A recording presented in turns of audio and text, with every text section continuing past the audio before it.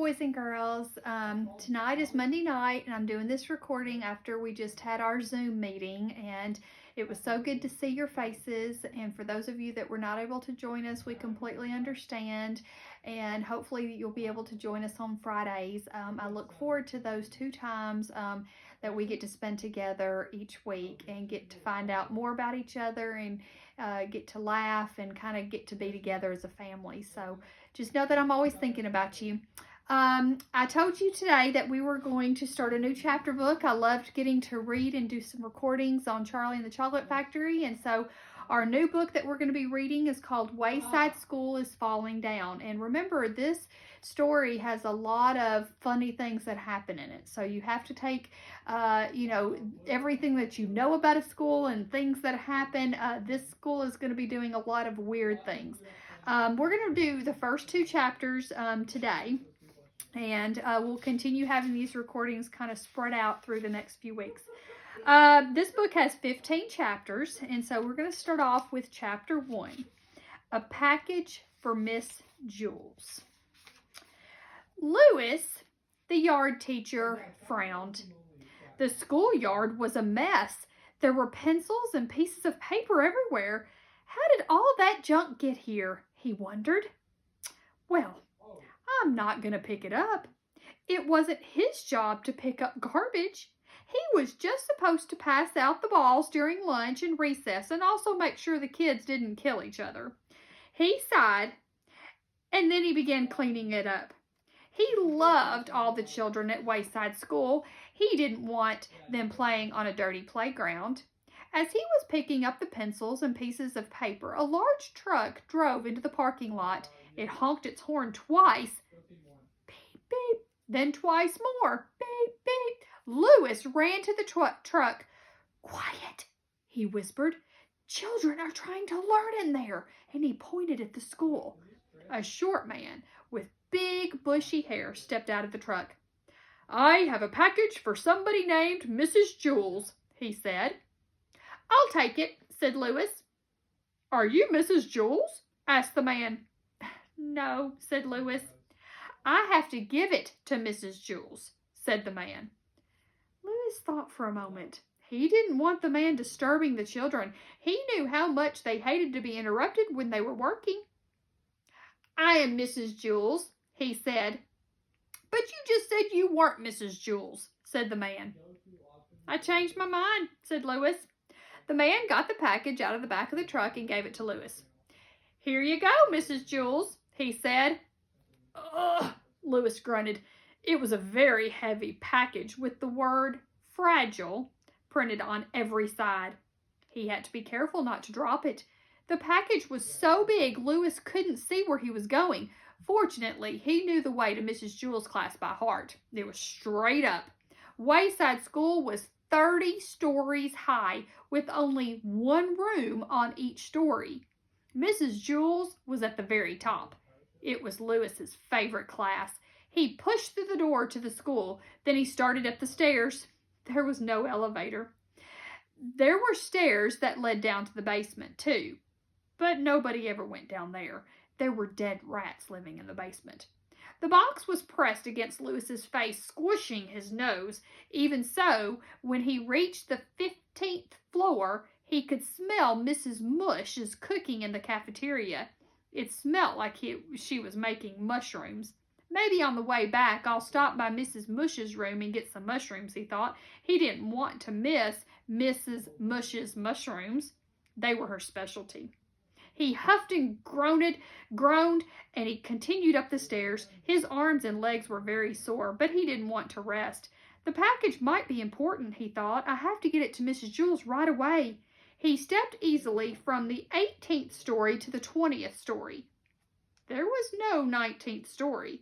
Mrs. Jarvis taught the class on the 19th story, and there was no Mrs. Jarvis.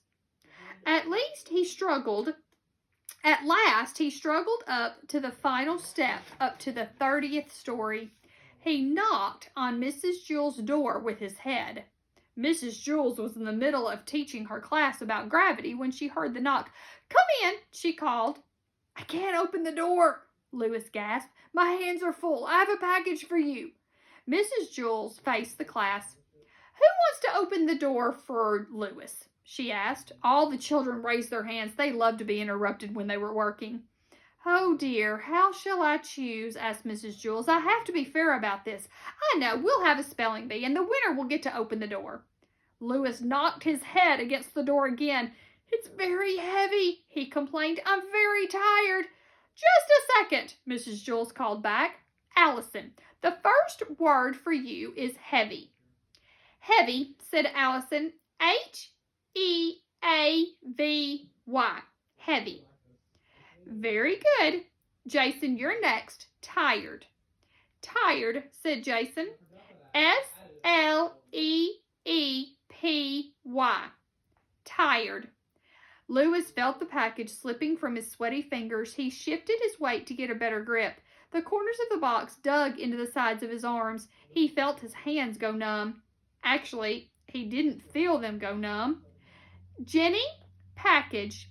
"Package," said Jenny. B-O-X. Package. "Excellent," said Mrs. Jules.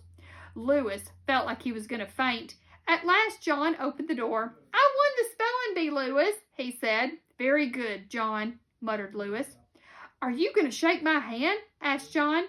Louis shifted the box to one arm, quickly shook John's hand, and then grabbed the box again and staggered into the room. "Where would you like it, Mrs. Jules?" he asked.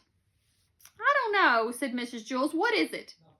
"I don't know," said Louis. "I'll have to put it down, and you'll have to open it." "But how can I tell you where to put it until I know what it is?" asked Mrs. Jules. "You might put it in the wrong place." So Louis held the box as Mrs. Jules stood on a chair next to him and tore open the top. His legs wobbled beneath him. "It's a computer!" exclaimed Mrs. Jules. Everybody booed. "What's the matter?" asked Louis. "I thought everybody loved computers."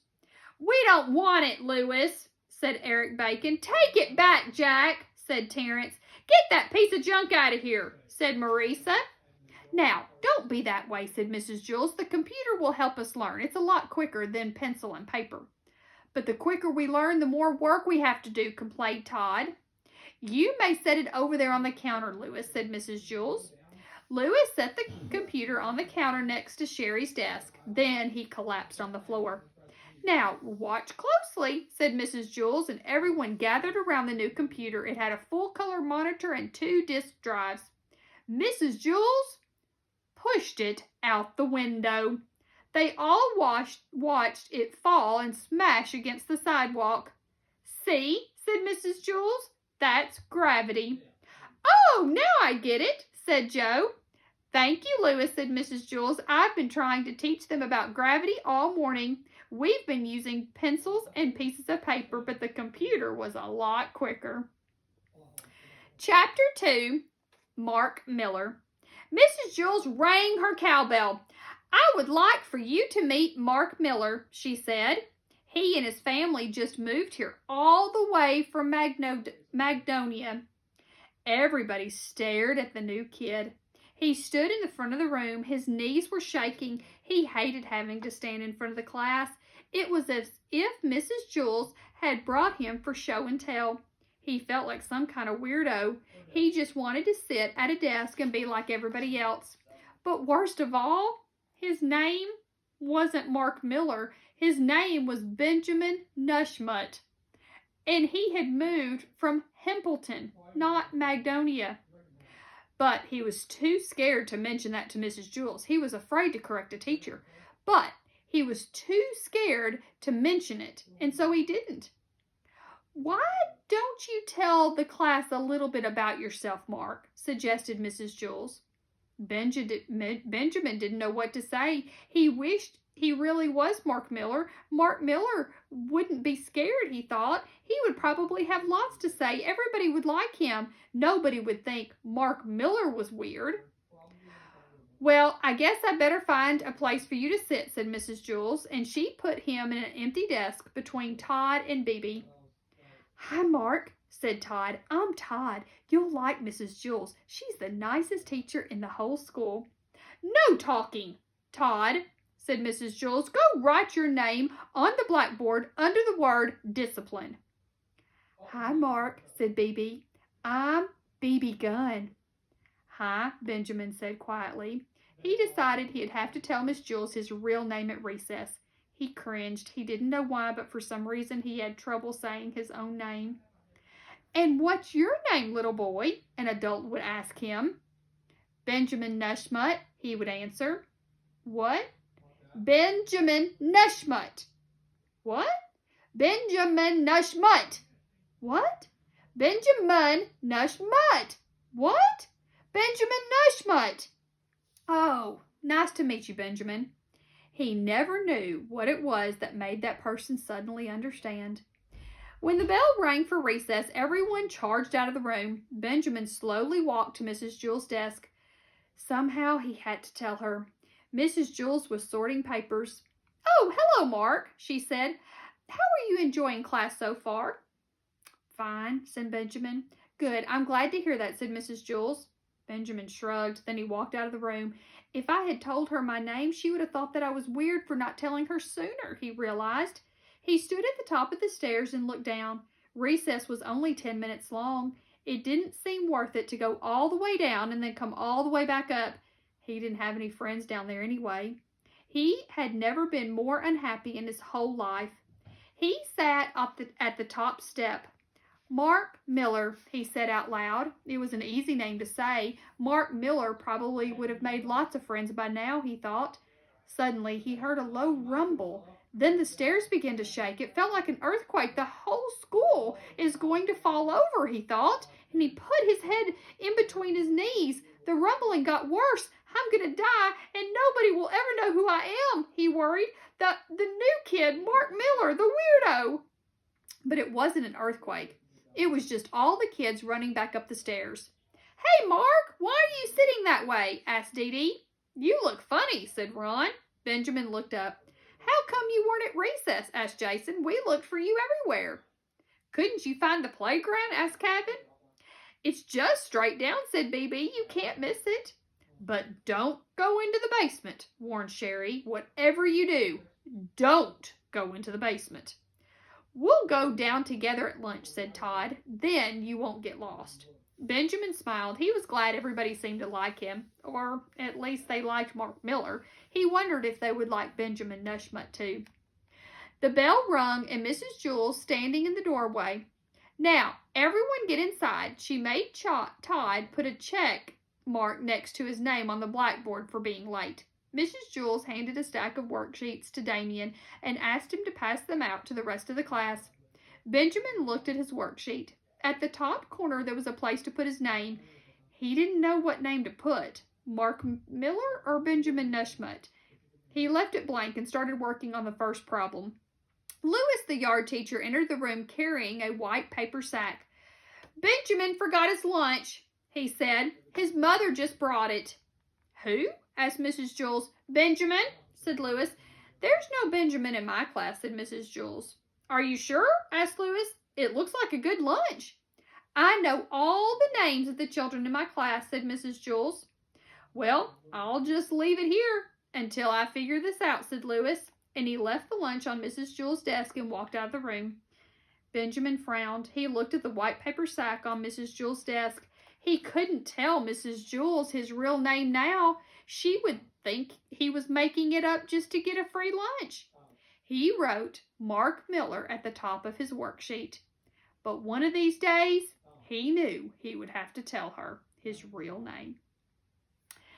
Okay, that's the first two chapters of our story. So this is kind of a funny story because obviously you wouldn't drop a computer out of the window. But she was saying that you use computers to learn, so she taught them gravity using a computer and watching it hit the ground because obviously gravity made the computer fall out the window. If we didn't have gravity, we would be floating. And so she kind of had a little play on words by saying that you use the computer to have that demonstration instead of actually getting on there and typing things on the computer. And now we've got a story with Benjamin and Mark Miller. He was called the wrong name and he didn't want to have to correct her. So now he's feeling like he's in a mess trying to figure this out. So the whole story has different chapters and kind of shows about things that go on with the different kids in the class and what all takes place in Mrs. Jewell's class. So it is kind of a neat, funny story that we can laugh at times. So I'm glad that you listened to our first read aloud, and be watching for a couple more. We've got a few more chapters to go for us to finish this book. So guys, I hope you have a great day. I'm thinking about you. Love you. Bye.